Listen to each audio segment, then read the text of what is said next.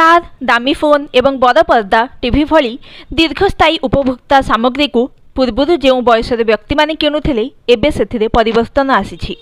अपेक्षाकृत कम बयसर व्यक्ति माने एभली सामग्री एबे किणुछंती।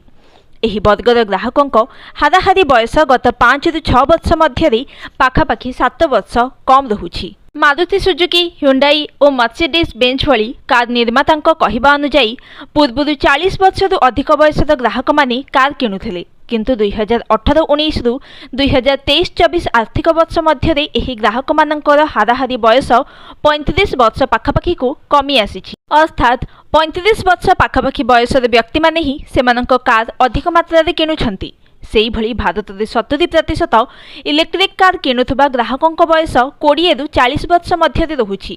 एप्पल आईफोन किणुथबा ग्राहकों बयस पूर्व 33 ରୁ 34 वर्ष मध्य रहुथबा बेले एबे ताहा 28